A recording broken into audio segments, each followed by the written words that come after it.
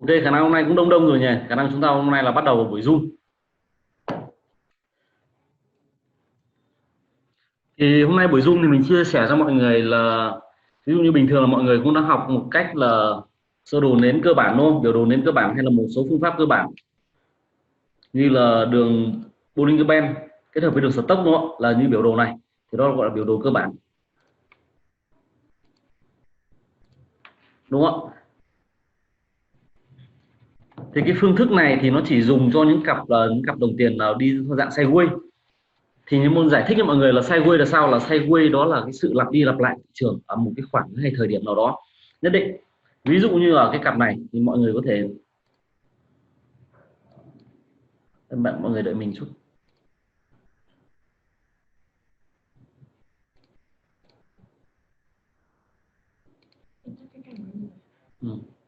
Bật cam.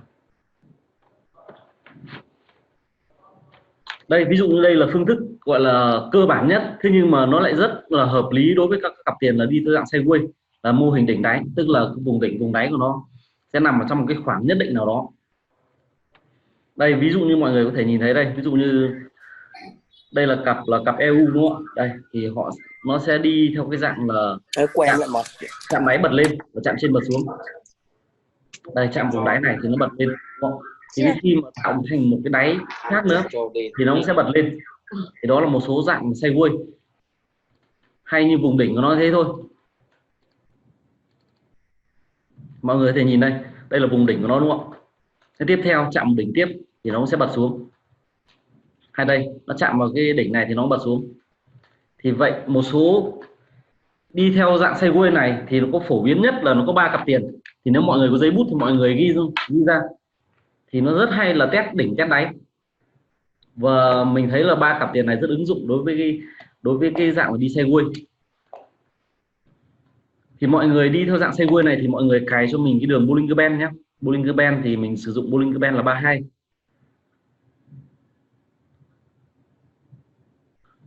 Bollinger Band 32 nhé, kết hợp với đường Stock 553. Thì tác dụng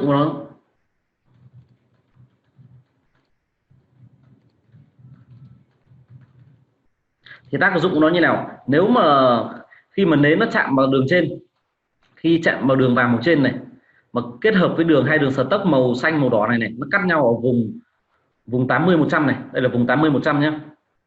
Vùng 80 100 kết hợp với việc là nó chạm vào đường Bollinger Band này thì ưu tiên một lệnh sell. Mọi người hiểu nhỉ? Khi mà nến nó chạm vào đường này nhá, mà khi nó phải kết thúc nến nhá, kết thúc nến mà hai cái đường Stock này nó cắt nhau ở vùng 80 100 thì mình ưu tiên một lệnh sell. Đây tức là hết cái nến xanh này bắt đầu mình đánh. Thì cái này đường Bollinger Band 32 này thì nó hợp lý so với lại khung giờ là H1. Thì mọi người có thể để ý. Đây khi nến kết thúc màu xanh đây, nến xanh kết thúc đây thì bắt đầu nó đảo chiều đi xuống. Thì mọi người có thể đánh đến khi mà chu kỳ cuối của nó. Thì kết hợp vào thì nó cũng được bao nhiêu?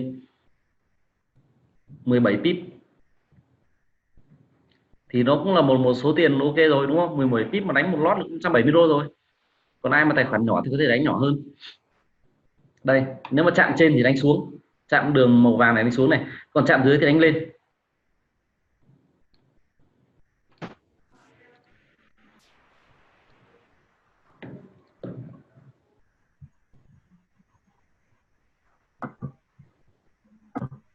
Người hiểu nhỉ? Người hiểu ấn phím 1 cho mình.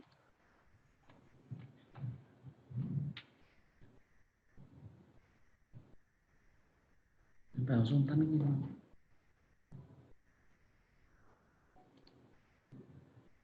tin nhắn thôi, tin nhắn thôi.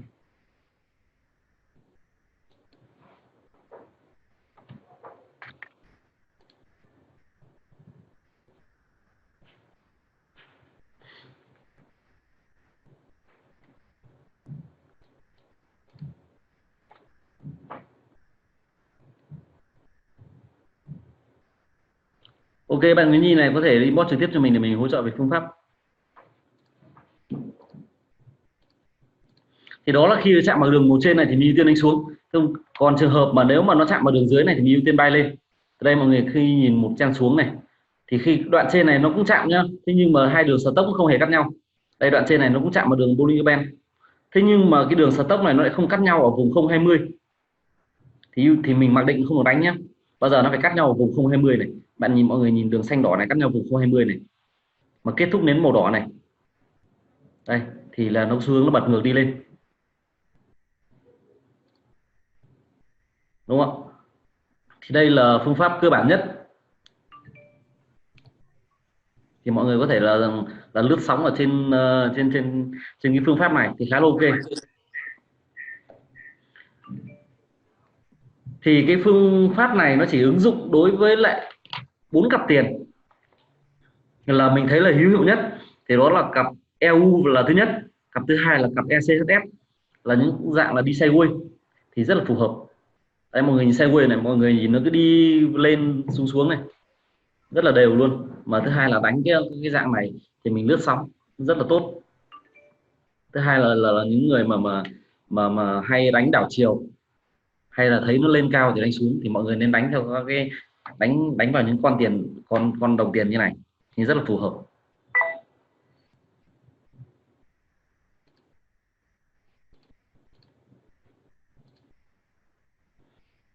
Này mọi người nhìn thấy, nhìn này, đây cắt xuống này, chạm này, cắt xuống này, hết đến đánh này, lên ăn rất là dài, đúng không? Từ 300 pip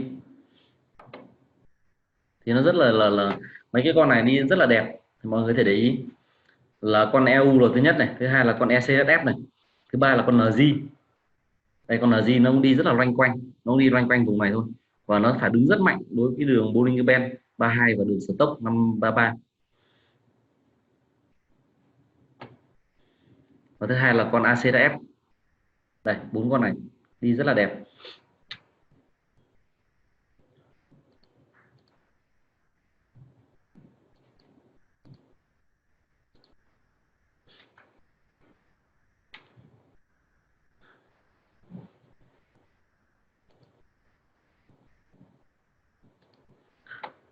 Thứ hai là mình có thể, đây là những con cơ bản đúng không? Thứ hai là mình có thể sử dụng một phương pháp khác, tức là có thể là sử dụng nến chay và kết hợp với phương pháp bên ngoài. Ok, mình sử dụng phương pháp nến chay nhá. Thì nến chay ví dụ như là như con hiện tại với cái con nào bây giờ nhỉ?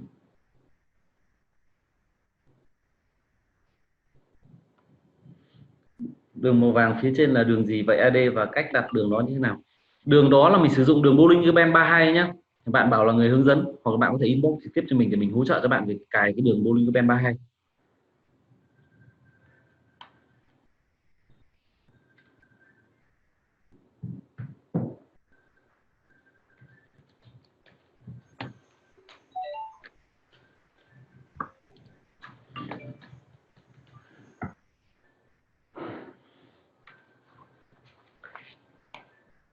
Như một con ở cái thị trường này bây giờ đang chạy giá khá là đẹp, và nó đi theo một phong cách là dập khuôn, tức là nó đi theo một cái quy trình rất là đẹp. Như mình đang nhận thấy thì là đó là cái con AJ này, mọi người có thể để ý cái trend nó đi rất là đẹp. Thì như mình dự đoán xu hướng tiếp theo của con này thì vẫn tiếp tục là đi lên.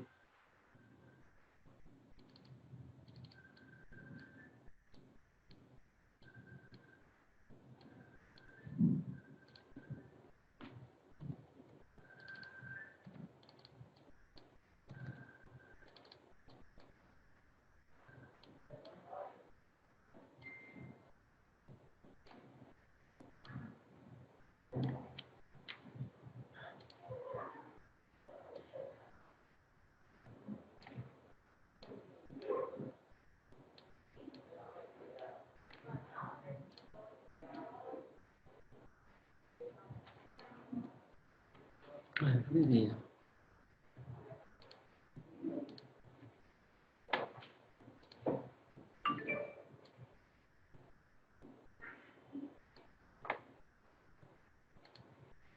Sao bây giờ hẹn 2 giờ mà bây giờ vẫn rất nhiều người vào nhỉ?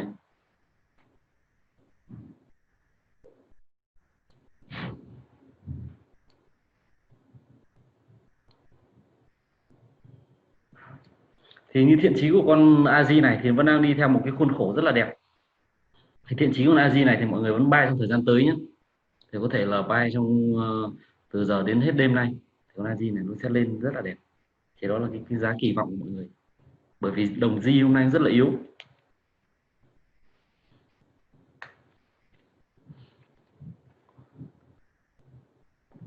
Ok, mình thì mình chủ đạo mình đánh phương pháp thì mình cũng chỉ vài phương pháp cơ bản thôi, nhưng mà chủ yếu là mình đánh theo tin. Thì đây bây giờ mình sẽ chỉ cho mọi người là cách thức đánh tin. Thì sao đánh tin nó chụp giật rất là nhanh, mà thứ hai là nó lướt rất là nhanh mà không phải chờ đợi gì.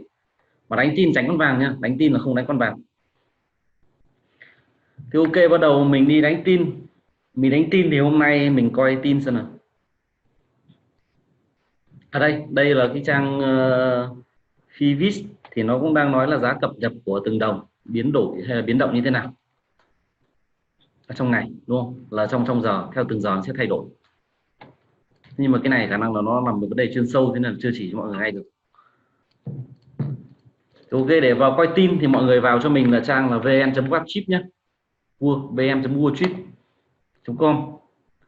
Thì đây là cái thị trường là phố Wall của Mỹ, thì nó dao động nó cập nhật tin tức giá của từng ngày từng giờ. Thì đây mọi người nhớ cái này nhé, trang web này nhé, vn.watchip.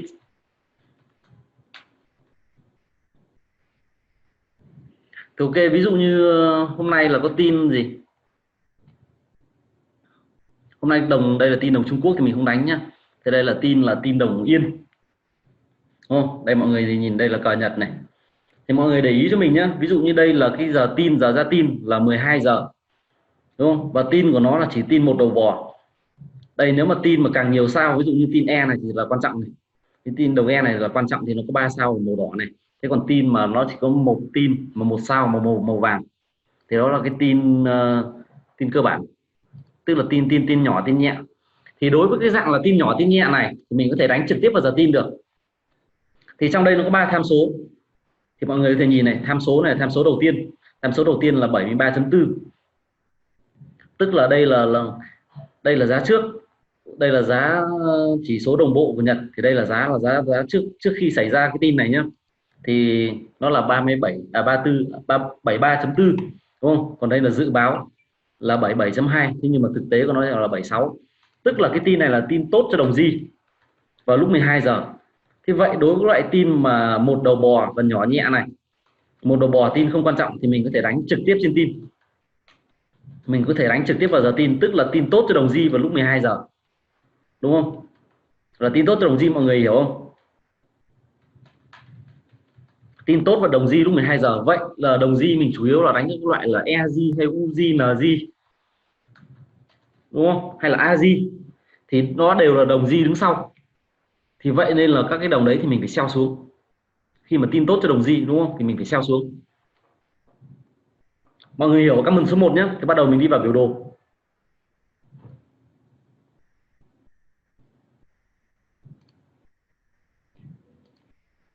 Được chưa? Thì đây là 12 giờ, tức là tin tốt cho đồng J.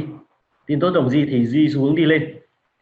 Đối với đồng J đối với các cặp tiền là J đứng trước, còn đối với cặp tiền J đứng sau thì là đi xuống.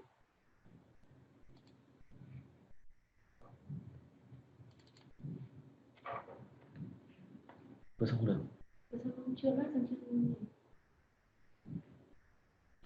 Thế lại phải bấm này. Mọi người bây giờ nhìn thấy bảng tin không? Vừa xong nhìn thấy không? Quên chưa xem màn hình tin.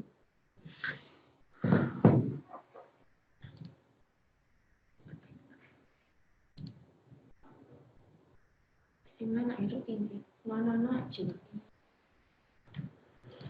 Ok, vừa xong mình quên chưa share cho mọi người về cái phần tin tức, thì mình nói lại phần tin tức nhé. Thì nếu đối với cái loại tin mà một đầu bò, tin là tin không quan trọng nhưng mà nó vẫn ảnh hưởng trực tiếp đến cặp tiền, thì đối với lại tin một đầu bò không quan trọng này thì mình có thể đánh trực tiếp vào giờ tin, không cần phải đánh sau tin hay là trước tin làm gì. Thì đối với lại tin một đầu bò như này thì dự báo của nó trước là 73.4, đấy là trước đó thì là đang là 73.4, thế còn dự báo thì là 77.2, còn thực tế là 76, tức là tin này là tin mạnh hơn so với đồng J, đúng không? Thì tỷ số giờ nó 73 lên 76 thì là tin tốt cho đồng J. Thì đối với các loại cặp mà thường thì là UJ, EJ, đúng không? Tin tốt cho đồng J thì là tử chia cho mấu, đúng không? Mấu mà khỏe chắc chắn xuống rất là đi xuống. đúng không? Thì đây là tin tốt cho đồng G vào lúc 12 giờ nhá, thì mọi người có thể loát sang các cái cặp đồng G, thì là mình sell các cặp đồng G vào lúc 12 giờ. Em anh bấm vào đây là sell chưa?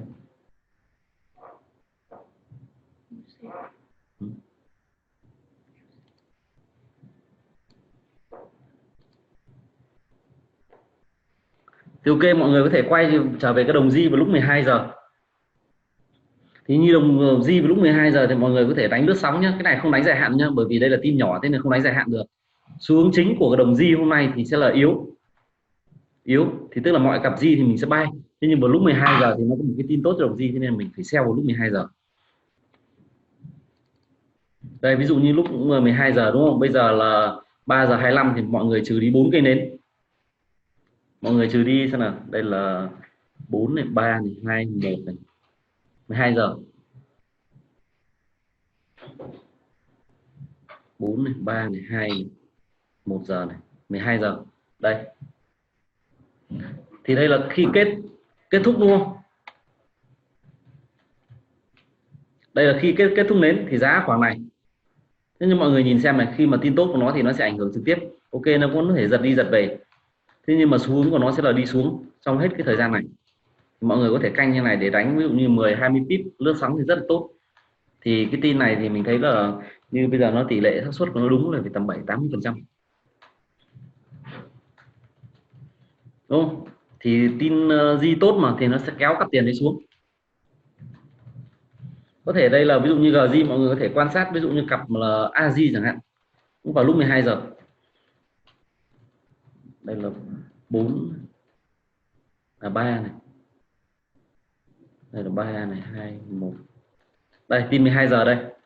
Đây nha, mọi người nhìn ví dụ đây là 3 giờ này, hiện tại đang là 3 giờ này, 2 giờ này, 1 giờ này, 12 giờ đây. Đây thì 12 giờ nó xuống một đoạn này. Thì ra mọi người đâu cần nhiều đâu đúng không? Khi mà ví dụ như từ đây thôi, mọi người kéo xuống đây thì nó cũng được 10 pip. Mình đánh tin nó nhỏ nhẹ này thôi, bởi vì đây là tin nhỏ mà nó không phải là tin lớn. Tin giá yên chính hôm nay thì nó là giảm. Thế nhưng mà vì 12 giờ nó có tin, thế nên mọi người có thể ăn một đoạn nhỏ này, một đoạn này thôi, mọi người lướt sóng. Thì đây là phương pháp tin này thì mình đánh lướt sóng nhé. Tiếp theo ví dụ như mọi người có thể soi tất cả các cặp G thì lúc 12 giờ thì hầu như nó đều đi xuống cả. Ví dụ như cặp UJ đây cũng vậy thôi. Đây mọi người nhìn này, nó cũng giảm một đoạn này đúng không, khá là ok. Nếu mà chờ được thì xuống tận đây.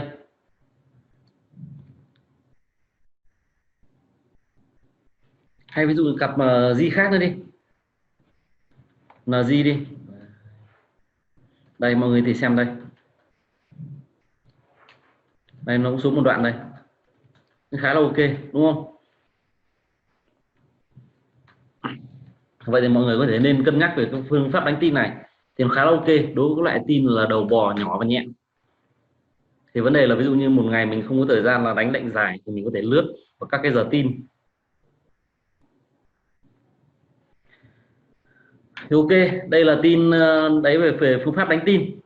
Thế còn tiếp theo mình có thể đánh một phương pháp đánh tin vừa xong, đó là tin nhỏ tin nhẹ nhé. Còn đối với cái tin quan trọng thì mình sẽ làm như nào? Đối với cái tin quan trọng như cái dạng tin ba đầu bò như thế này, tin mà nó nổi hẳn lên màu đỏ như này, thì cái loại này là loại khác biệt, thế nên là mình sẽ có một cách đánh khác biệt đối với nó. Thì như kiến thức của mình, từ từ mình nói vấn đề vừa xong là mọi người đã hiểu chưa nhỉ? Ai mà hiểu thì bấm phím 1, còn ai chưa hiểu thì mình sẽ giải đáp lại.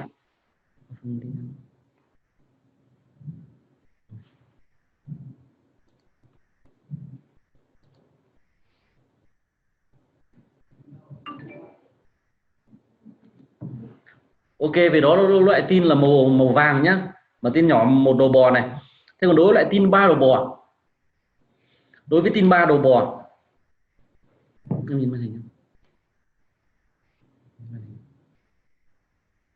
đối với dạng tin ba đầu bò thì là thường thì bởi vì đó là tin quan trọng của toàn thế giới, thế nên là nếu ai mà sẽ đi theo một chiều như vậy thì là chắc chắn là cá mập nó sẽ làm giá đúng không, hay là sẽ bị tác động gì đó. Thế nên là mình sẽ đánh sau giờ tin một tiếng, hoặc nếu ai tự tin thì đánh ngược giờ tin. Tức là sao? Giả sử thực tế ở trước đó nó là giá trị sản xuất nông nghiệp đúng không, sản xuất nó được 7,8, thế nhưng mà bây giờ thực tế thì nó là được 8,9, tức là lại tin tốt cho đồng euro này, đúng không? Thế nhưng mà mình không đánh luôn vào cái giờ đó, thì thường thì mọi người cứ để ý khi giờ tin xong thì mọi người đánh 1 tiếng sau giờ tin. Đối với tất cả các đồng E, nếu mà E đứng đầu thì mình buy, còn E đứng sau thì mình sell. Thì đây là tin lúc 1 giờ, thì mọi người đánh vào lúc là 1 giờ. 1 giờ thì đánh khi mà bắt đầu vào 2 giờ thì bắt đầu mọi người đánh, thì đợi qua 1 giờ thì 2 giờ bắt đầu đánh, hoặc không để nó mà chắc ăn hơn thì có thể 2 giờ 15 hoặc 2 giờ 30, thì mọi người đánh vào cái kiểu như vậy thì nó khá là an toàn. Đối lại tin 3 đầu bò nhá, tin quan trọng, thì mọi người đánh sau giờ tin 1 tiếng hoặc hơn 1 tiếng. Hoặc nếu mà ai tự tin hơn, ai mà ví dụ như tài khoản lớn thì mọi người có thể đánh ngược tin luôn, ví dụ như tin này là tin tốt cho đồng E thì có thể đánh giảm, đánh thẳng vào cái giờ tin, thì có 2 phương pháp lựa chọn. Thì mình thấy bao lâu nay nó rất là ok và hữu hiệu, thì mình chủ đạo là mình chỉ đánh vào giờ tin thôi. Ok, mình quay lại biểu đồ nhé. Thì đối với loại tin này thì là mình sẽ đánh sau 1 tiếng đi, tức là mình sẽ quay lại biểu đồ đi,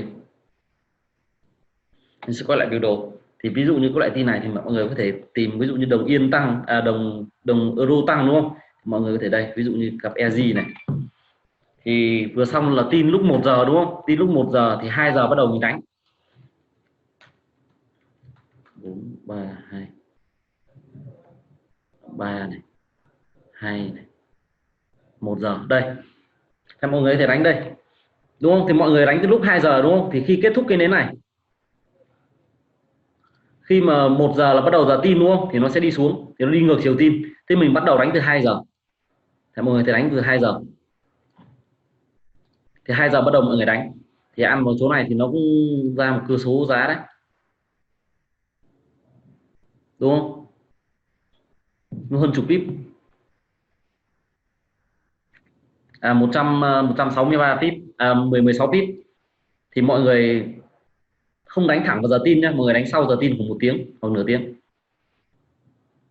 quên, sau 1 tiếng hoặc 1 tiếng rưỡi. Thì đây là sự, ví dụ đây là cặp EG, đây là phản ánh trực tiếp đúng không, ví dụ EG hay là ví dụ như một số cặp khác xem nào. Đây N đi, đây N. Mình tính kém thế nhỉ, 4 1 đúng không, 1 giờ thì đây, 2 giờ đây, mọi người bắt đầu đánh đây, ví dụ như con này nó rút xuống thì nó là ngược tin đúng không, bắt đầu mọi người đánh từ hết khi kết thúc cái nến này. Đấy, kết thúc cái nến này đúng không, thì đây mọi người thấy nhìn nó lên này, 25 pip, khá là ok đúng không, hay nó rất nhiều cặp phản ánh đúng. Hay ví dụ như thử là ví dụ E thì mình đánh chủ đạo con EU đi, phí nó rất là thấp, 3 2 đây, nó lại đúng rồi đúng không, nó chạy ngược giờ tin này, khi đấy tin nó sẽ vả lại xuống một đoạn này, và khi đó khi hết hết hết 1 giờ này bắt đầu mình đánh vào 2 giờ, đúng không, 18 pip. Đấy, đơn giản vậy thôi, bởi vì đánh tin là đánh lướt, đánh theo một dạng là 1 tiếng hoặc nửa tiếng, chứ mình không đánh dài, mình không đánh trường kỳ với nó làm cái gì, rất là mệt. Hay thử ví dụ như là cặp mà nó chạy rất là mạnh trong ngày thì nó cặp EG xem nào, đây cặp EG đây, đây mọi người thấy không ạ, đây nó cũng xuống một đoạn đây, và sau đó nó đi lên, đây nó xuống đến tận đây cơ, thì sau đó nó đi lên, quá dã man một cây. Giờ tin 3 đầu bò, thế nên là nếu nó rút dâu rất là mạnh, và thứ hai là nó chạy rất là lớn, thế nên mọi người nên cài TPSL. Thì đó là mình chia sẻ về phương thức là đánh về tin. Thì không rõ là mọi người có đã hiểu về cách đánh tin gì nhỉ. Thì tin nó chia làm 2 dạng nhé, nếu mà ai mà hiểu rồi thì bấm phím 1, còn chưa hiểu thì có thể bấm phím 2.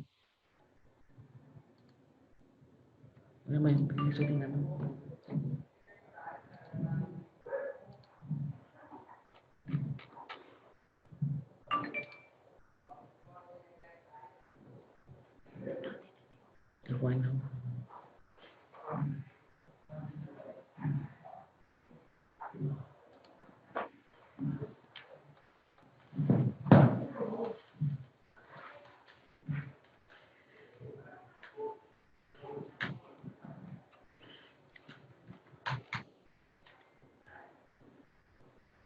Ok, thì bây giờ là phần hỏi đáp, thì không biết là có ai hỏi đáp về vấn đề gì không nhỉ, hay là muốn học thêm một chút phương pháp nữa. Thì ví dụ như là có thể hỏi một chút về một số cặp, ví dụ như kiểu là vàng chẳng hạn. Vàng chắc là sự quan tâm của mọi người nhỉ, ai cũng quan tâm vàng, và mình cũng thế. Nếu mà vàng thì mình không để nếm chay nhé, vàng thì mình đánh theo phương pháp là Ichimoku, nó là dành riêng cho vàng, Ichimoku. Thì phương pháp này nó khá là mệt.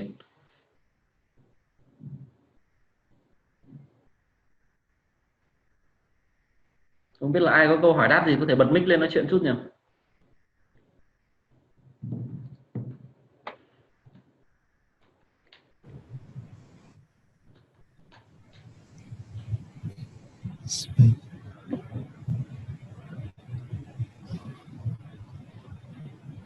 Alo alo, nghe không?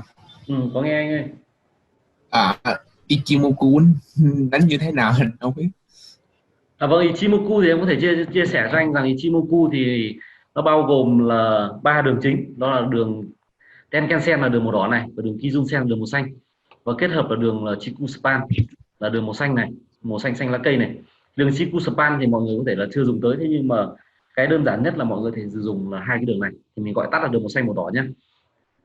Thì nếu mà 2 đường màu xanh màu đỏ này mà nó cắt nhau, mà đường màu đỏ nó cắt đường màu xanh từ dưới lên, thì mọi người vẫn ưu tiên là một chen đi lên nhé. Đây mọi người thấy không, đường màu đỏ cắt đường màu xanh này từ dưới đi lên thì là biểu hiện một xu hướng đi lên rõ ràng, đúng không? Nếu mà cắt từ trên đi xuống thì là mình đánh xuống, còn cắt từ dưới đi lên thì mình đánh lên. Thì mọi người nhìn này, vàng từ trước đến nay, từ cách đây khoảng 1 tháng rồi mà nó chưa hề cắt nhau lại một lần nào nữa.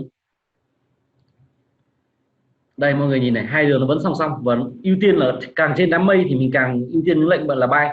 Thì bao giờ nó test lại thì khi đó nó mới kết thúc một chu kỳ của tăng, còn hoàn toàn chưa test lại thì mình chưa dừng. Thì nếu mà ai mà ví dụ như đang buy vàng thì vẫn có thể là gồng lời, hoặc là tiếp tục buy đến khi nào mà 2 đường này nó chạm vào nhau và đường đỏ cắt đường màu xanh từ trên xuống, thì khi đó mới kết thúc một chu kỳ của buy của Ichimoku này. Thì đó là chia sẻ về vàng. Thì thiện chí là cuối tuần này thì đang mong là thị trường là các cá mập là xả bớt vàng để cho anh em về bờ. Thì thấy là hầu như ai cũng chủ yếu là sell vàng, mà vàng cứ lên quá.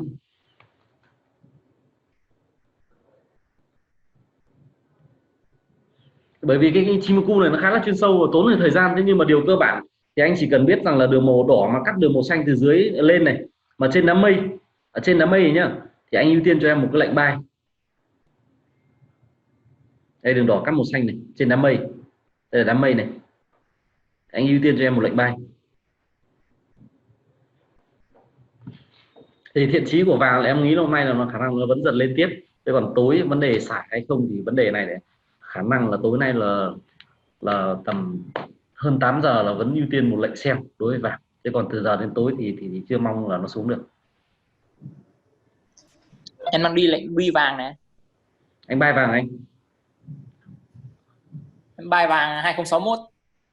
Vâng. Thế thì khả năng là để được.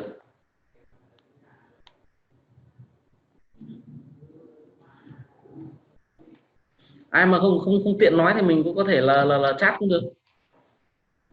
Thì về phương pháp thì mình chỉ chia sẻ một chút thế thôi. Đỏ cắt xanh trên đám mây thì buy, đúng rồi.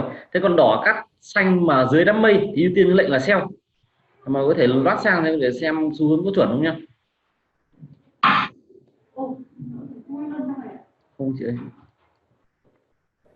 Con nào Này, cái thông số để mà cài đặt Ichimoku là như thế nào? Thông số thì anh dùng chu kỳ là 9, 26 và 58. 9, 26, 58.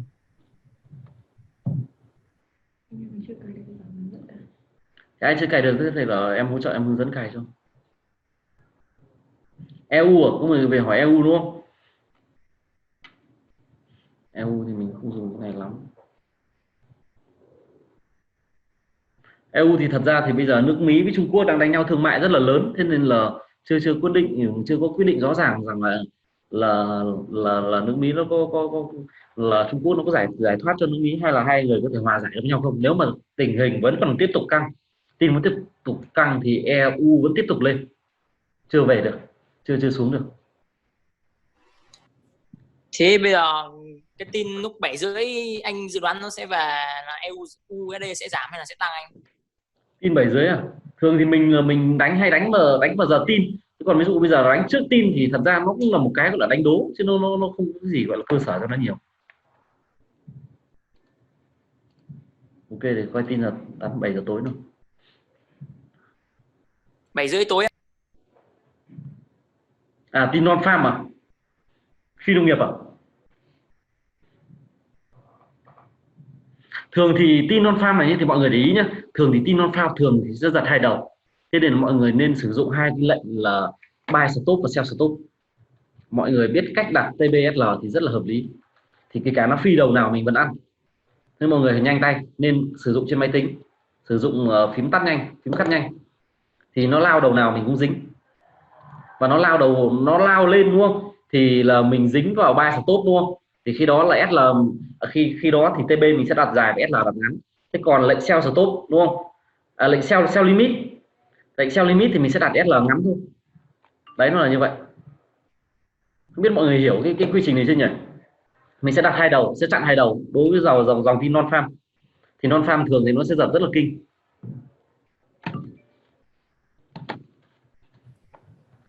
Thế Tin còn non chị farm đánh cặp USD. còn thật ra thì không, bởi vì sự cân bằng của đồng tiền, thế nên là không có cái gì là lên hoài xuống hoài được. Thì dạo gần đây U rất là yếu, thế nên là kỳ vọng vào cái tin non farm đợt này là nó sẽ phục hồi một chút nào đó, nhưng không để cái trường hợp là lạm phát quá là lớn như thế này. Thì vẫn kỳ vọng là cái tin tối nay là đồng U sẽ phục hồi, thì đồng U sẽ tăng, tức là EU có thiện chí xu hướng là giảm. Cho nên là mọi người nên cân nhắc đối với cái lệnh là U đứng đầu mà bay. Thì bây giờ em đang sell con GU, em đang gồng lỗ về liệu có về không anh? Anh sell bây giờ anh sell giá nào rồi chứ? Em sell giá 910.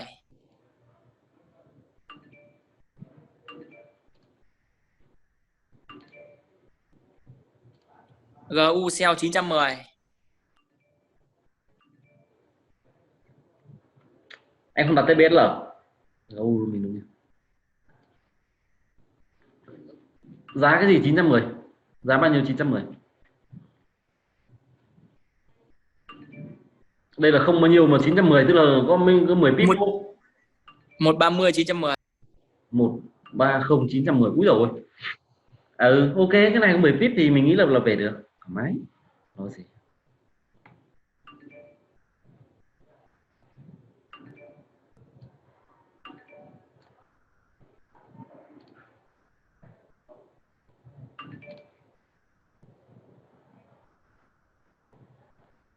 Thoải mái. Không sao cả. Mấy pip lo gì? SLTB vào đầy đủ là xong, vấn đề gì đâu. Giải thích cho mình về buy stop và sell stop đúng không? Ok, em giải thích cho chị về vấn đề là buy stop đúng không? Buy stop giả sử ví dụ như mọi người thấy ở trên này nó có một cái đỉnh đúng không? Đây mọi người, đỉnh đây. Đỉnh là giá này đúng không? Thì mọi người thấy đây là một cái đỉnh. Thì khi mà nếu nó chạm vào trên này thì mọi người sử dụng cho em một lệnh là buy stop. Tức là mọi người là khi mà nó chạm vào cái giá trên này mà nó vẫn tiếp tục đi lên thì mọi người sử dụng là buy stop, tức là nó chạm vào cái đỉnh này, nó bay lên tiếp, phá vỡ đỉnh nó bay lên tiếp thì gọi là buy stop.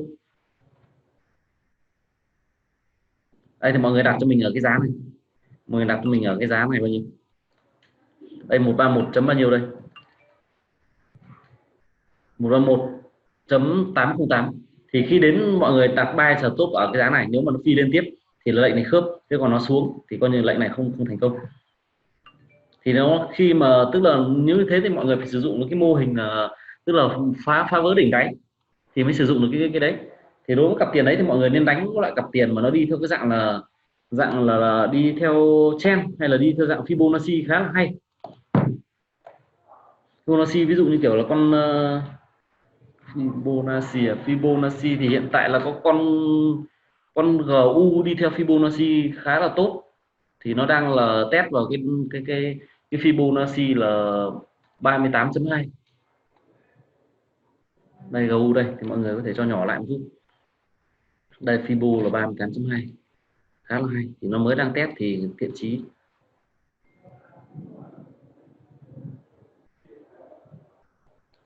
Đây thì nó đang test vào cái Fibo, đường Fibo 38.2 này, thì thiện chí là con này là khả năng nó vẫn lên một chút nữa thì nó mới xuống được, nó xuống đợi giờ tin được.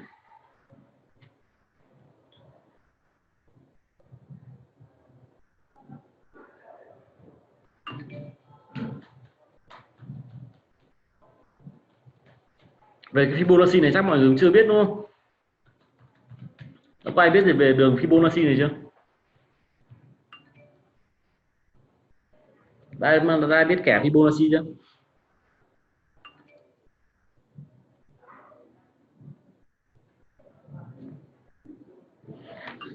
Buy EU từ giá bao nhiêu? 816 mà bây giờ là 188. Nếu mà buy EU thì mình không thiện chí là mình nghĩ rằng bạn nên để lệnh đâu. Mình nghĩ là EU thì mình nghĩ là nó khó lên tiếp lắm. Mình nghĩ cái giá đấy cũng là giá đẹp rồi. Buy cái đỉnh. Thì mình nghĩ là bạn buy đúng cái đỉnh rồi.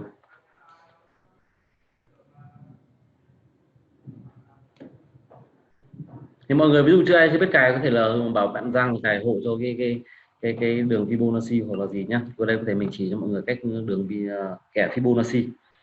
Thì Fibonacci thì nó đi theo con như nào nhỉ? Con EU Fibonacci được. Con này được này. Đây. Thì Fibonacci thì khi một màn hình như này nhé thì mọi người có thể tìm cho mình là cái đỉnh cao nhất và cái đáy thấp nhất. Thì đơn giản là ví dụ như con này đi thì mọi người có thể bấm vào chữ F này, mọi người nhìn đây là cái đáy dưới cùng đúng không, mà kéo từ đáy lên trên này, lên trên là cái đỉnh cao nhất này. Thế giả sử như đến đoạn sau này chưa có nhá, được chưa, thì mọi người đây kéo đỉnh cao nhất đây, thì khi mà nó chạm vào cái đường Fibo là ví dụ như là 23.6 hay 38.2, 50 chấm hoặc 61.8 này, thì mọi người đặt cho mình một lệnh buy. Thế nhưng mà ưu tiên là đối với những lệnh là đối vào cái đường 23.6 thì nó khá là nguy hiểm, cho nên mọi người bỏ qua cái 23.6, thì mọi người buy cho mình từ cái đường là 38.2. Thì mọi người có thể nhìn đây, khi mà nó test lần đầu tiên này đúng không, nó test lên, nó test xuống này, nó test chạm này, nó đi lên thì mọi người đang ăn rồi đúng không, mọi người đang ăn một đoạn này, ví dụ như mọi người có thể hài lòng thì mọi người cắt ở đây đi đúng không, là cũng được 21 pip với cái này.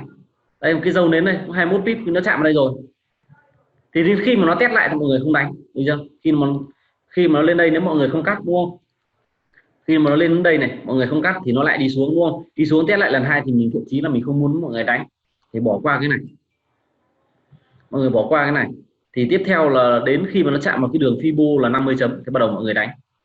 Đây ok, đánh thì thật ra thiện chí thì nó vẫn xuống một đoạn này, thì là nếu mà đánh cái Fibonacci này thì mọi người nên sử dụng combo nhé. Thì nếu mà ví dụ như cái đường 50 chấm này mà nó chạm lần đầu tiên mà nó không chạm, mà nó test lần thứ hai thì mọi người đánh khối lượng gấp đôi lên, tức mọi người chia tài khoản nhỏ ra. Giả sử ví dụ như 1.000 đô thì đầu tiên có thể vào khối lượng là 0.1, thì lệnh tiếp theo mà nó test xuống đến dưới này, ví dụ như khoảng 10-20 pip một chạm SL đi, mọi người buy cho mình một lệnh nữa. Mọi người có thể để ý ví dụ xuống dưới này đi, mọi người buy cho mình một lệnh, thường thì SL sẽ là tầm 15-20 đúng không, đây 26 rồi. Thì lệnh thứ hai mọi người sử dụng combo, tôi đánh gấp đôi lên cho mình, thì đường Fibonacci này thì khi mà chạm được ba cái lệnh này, nếu mà sử dụng combo 3 lệnh này thì mình thấy tỷ lệ ăn cũng rất là cao, với 70% đổ lên 38.2, 50 chấm và 61.8 này. Thì xuống dưới này mọi người đặt cho mình một lệnh nữa, xuống dưới này mọi người đặt cho mình một lệnh nữa, thì nó ăn rất là đẹp đúng không, hơn 1.000 pip nếu mà đánh tốt, còn ai mà đánh thấp thì có thể hòa tiền dương một chút thì thể nghỉ được, không yêu cầu phải đánh hết che. Đấy thì đấy là cái vấn đề là về Fibonacci. Thì Fibonacci này mọi người phải đánh tìm những con nào đi theo trend nhá, đi theo trend rõ ràng rành mạch rồi.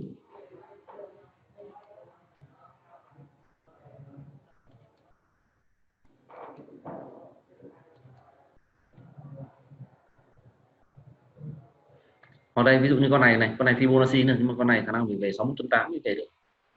Đây từ cái đáy dưới cùng này, vừa xong mình làm chen lên đúng không, chen lên đúng không, bây giờ mình làm chen xuống nhé.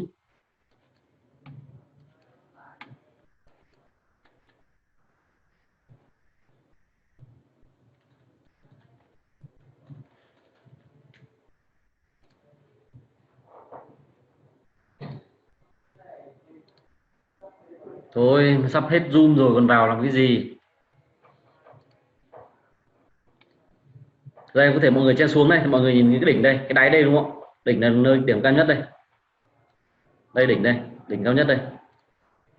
Còn đây là đáy, đúng không? Thì mọi người lại bấm vào chữ F này. Mọi người kẻ cho mình một đường từ trên xuống dưới.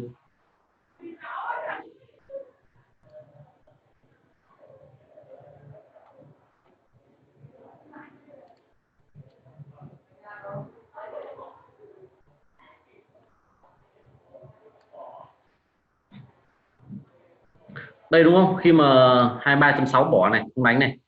38.2 đánh này thì ok, lệnh này thua đúng không? Thì mình lệnh này bắt đầu mình đánh gấp đôi. Thì lên Fibo đường là 50 chấm thì bắt đầu mình đánh xuống. Mọi người đang ăn một chen rất là mạnh này. Thì combo 3 lệnh này thì mình thấy hầu như khả năng xịt là không có, ít, rất là ít. Thế nhưng mà mọi người có đủ thời gian để phục lệnh hay là canh được cái giá vào không? Thì đối với Fibonacci này thì thường thì đặt vào các lệnh là limit thì tốt hơn. Thì mọi người có thể sáng ra thì mọi người kẻ đi, kẻ tự động, kẻ Fibonacci đi và đặt các ở đấy 3 mốc điểm đi của một cặp tiền, mọi người đặt TBSL vào có thể chiều nhận kết quả. Thì nếu mà nói mà không mấy cặp tiền mà nó phá vỡ được cái mô hình này đâu, thì thường thì ví dụ như không test điểm 50 này sẽ test điểm 61. Thì điểm 50 này mình ăn rất là cao rồi đúng không? Nhưng mà khối lượng đánh thì gấp đôi cái lệnh 38.2 này.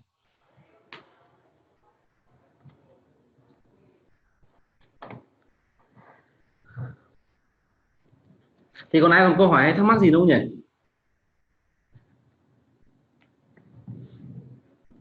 Hay là ai còn đang kẹt chiếc lệnh nào thì nếu mà có thể là mình đưa ra một chút định hướng.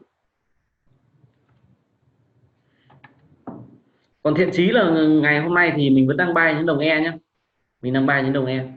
Thiện chí từ giờ đến tối. Và đang bay những đồng E.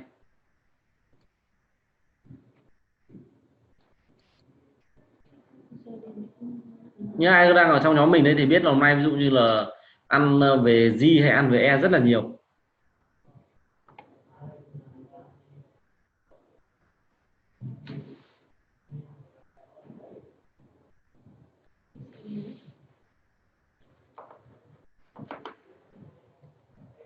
Thì để mình coi xem.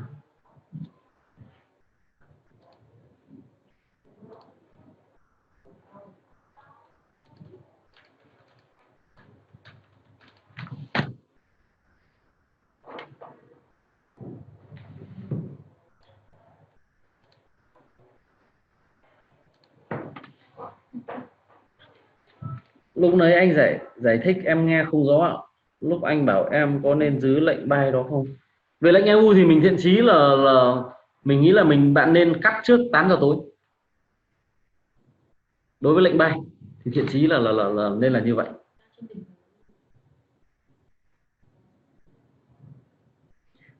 Sell con ACAD. CAD thì hôm nay rất là yếu. Đồng A thì ok, đồng A sell ACAD.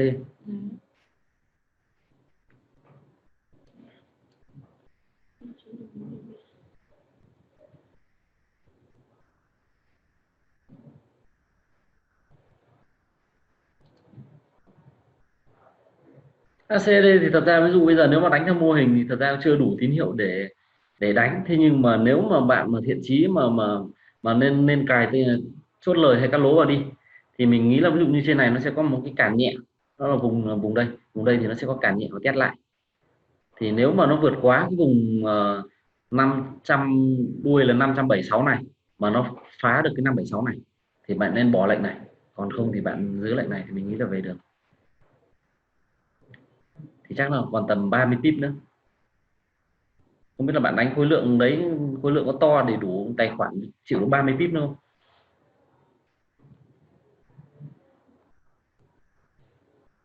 Lệnh E cap thì hôm nay là thiện chí là bay tất tay nhá. Thiện chí là E cap đang bay rất là đẹp nhá.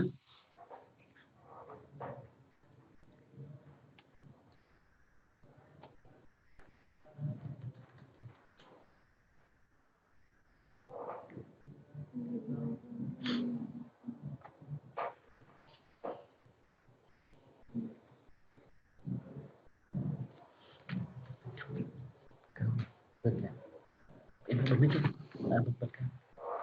ra một cam đi. Đây, không thể cái mật khẩu.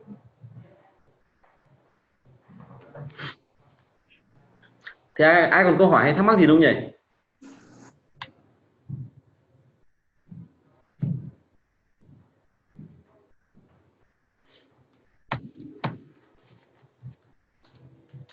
Vì vừa xong mình xem tin là 3 đầu bò đúng không? 3 đầu bò và đồng E. Thì đồng E rất là mạnh. Hôm nay nó 3 đầu bò thì cái tin thì thường nó không phải là nó chỉ ảnh hưởng một chút đâu. Ảnh hưởng gì mà có thể là đối với tin 3 đầu bò thì sẽ ảnh hưởng lớn đấy.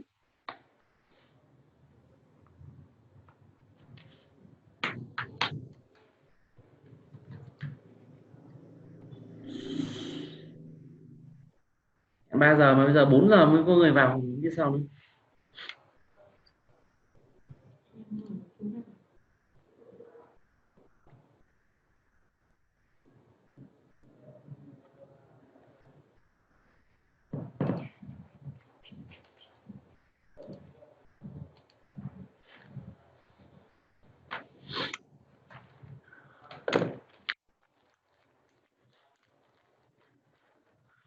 Còn ai có câu hỏi gì thắc mắc của gì hay là muốn vào nhóm VIP của mình tham khảo thì mọi người có thể là inbox trực tiếp cho mình sẽ hỗ trợ mọi người.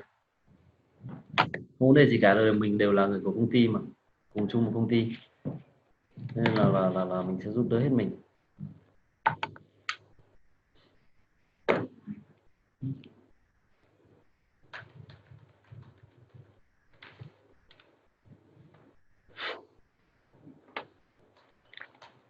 Ok, mình sẽ lưu lại video này và có thể là chia sẻ lại cho mọi người. Ví dụ như ai mà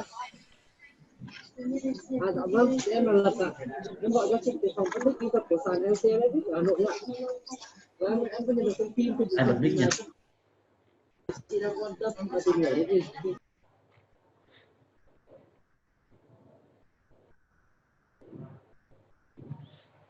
Kết thúc được.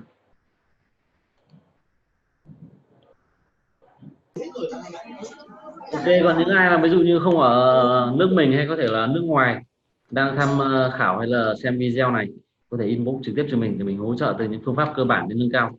Hay cái điều quan trọng nhất của cái thị trường này nó phương pháp nó chỉ là một phần thôi, mình nghĩ là phương pháp nó chỉ chiếm tầm 30-40% thôi, còn quan trọng nhất phải là quản lý vốn.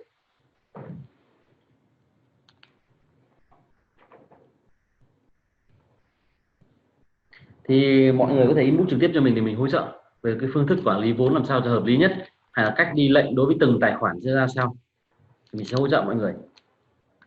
Cái quan trọng nhất là quản lý vốn, quản trị rủi ro.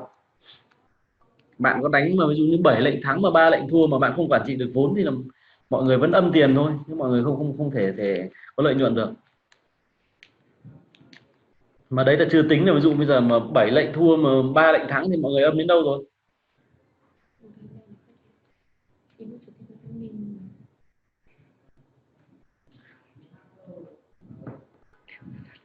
Ok, về vấn đề mà ví dụ như em chuẩn bị tham gia có được vào nhóm VIP hay không thì nhóm VIP của anh thì yêu cầu là nó phải khối lượng, nó có một khối lượng tiền nào đó cơ. Em có thể inbox trực tiếp riêng cho anh. Ok, buổi Zoom nay mình dừng tại đây nhá. Chúc mọi người là giao dịch thành công. Liệu có thắng được không bạn? Ok, cái thắng thua thì nó do con người thôi chứ nó không phải là ai cả. Mình quyết định cái điều thắng thua đấy được chứ không phải là không. Nếu mà anh là người thực sự là người quản lý vốn rõ ràng, hay là anh là người có phương pháp có Zalo anh tên gì nhỉ? Anh inbox trực tiếp, anh có thể kết bạn trực tiếp luôn ở đây này. Anh inbox cho admin luôn.